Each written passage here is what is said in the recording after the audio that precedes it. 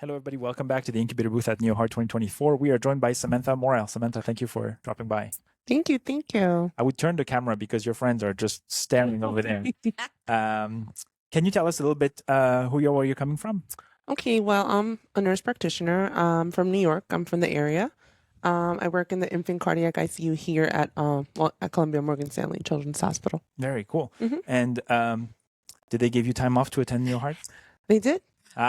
That's good. That's a nice pick. So Well, we get like education days and such. So we were talking about that with other nurses.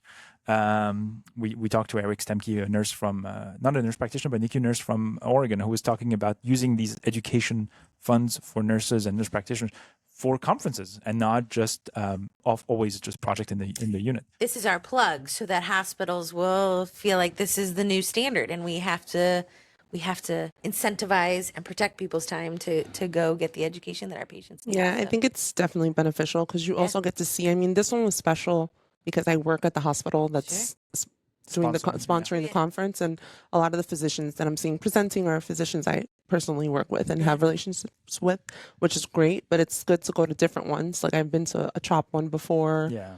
And it gives you an opportunity to meet new people, go away, and also learn a lot of new things that other hospitals are doing as well. What are you taking back from NeoHeart and I guess other conferences in general to your practice at the bedside?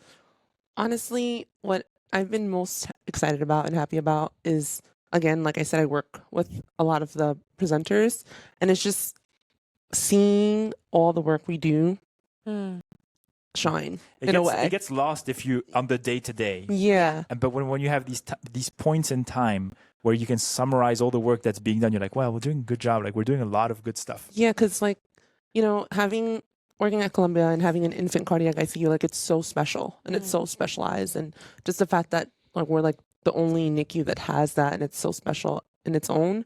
Seeing all the work that we do just shine, it just makes me really excited and proud of what I do. Did people make you work in the infant cardiac ICU? No. Or was you volunteered? I used to work in the pediatric cardiac ICU in the same hospital as a nurse. I see. And then when I graduated and I became an NP, I kind of could have worked there or the NICU. I guess it depended, but I wanted to try something new. Challenge myself a little bit. I liked cardiology, so I did PICU, and I was like, let me try this out, and I loved it. Question for other nurse practitioners who are contemplating potential career leaps, right? Where you're not really sure if it's a challenge or not, but who are considering those steps. What is your advice to them regarding making those changes potentially for new opportunities? Being open-minded and just not having fear. Because sometimes I think that's the hardest thing. Like you're so used to what you know. And sometimes I think that like it's scary for some people to try something new because it's just a fear of learning something new, and you're so good at what you already do, especially when you're like a nurse practitioner and you were a nurse before. Yeah. You have your experience in a certain specialty, and it's scary to jump into something new, For sure. So I think it's just being open-minded and just not being scared. What was the clincher for you in terms of not when you interviewed for the job specifically, but like when you met the team to say like, all right, that's going to be a place where I'm going to grow as a provider?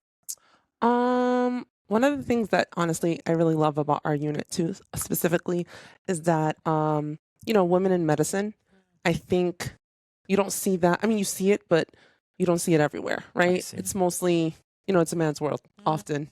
Everywhere, especially medicine as well, as we all know, right? Most doctors and surgeons, and seeing like women in those positions is important to me as a female myself, right?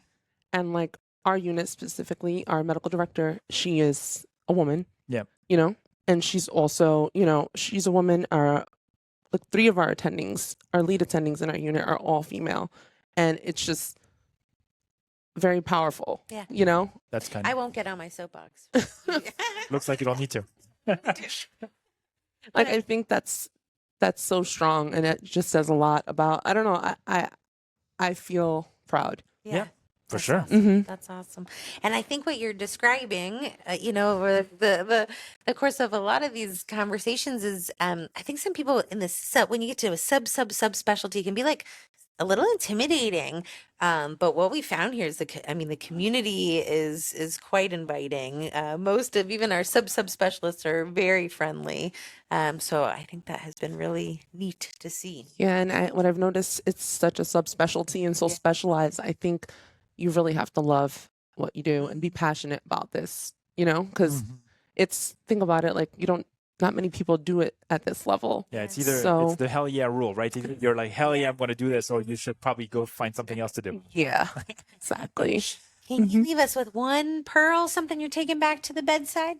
Something I'm taking back to something the that you bedside. heard in one of these talks that you're like, oh, that's kind of neat. Yeah. Something you texted your friends about. Yeah. Honestly, one of the takebacks for me as a provider is, oftentimes when you're in the ICU and you're at the bedside, you think about what's going on in that moment for these patients and these families. And you don't really even think about years from now, like when they're teenagers or, when they're older, like what are the effects of them being in the hospital and their hospital stay are going to be. And just like the importance of follow-up and teaching these families, like what they kind of have coming for them or the things they should be doing, especially with working at Columbia, being in Washington Heights and dealing with a lot of Spanish speaking families. I'm Hispanic myself. So just giving them and educating them with that information that they really may not know. Yeah, that anticipatory. How strong that anticipatory guidance is to just get through to those families, that sometimes we're just so worried about getting them home. Are they gaining weight? Are they feeding? That sometimes I don't think we do a good enough job at really helping them understand what's to come later. Yeah. And that's a testament also that this can be done by any team member. And all the team members. Any team member. Anticipatory guidance falls on all of us. Yeah, Samantha, thank you so much for dropping by. Thank you. Thank you for sharing your thoughts with us. Thank you so much. Bye. Take care. Bye.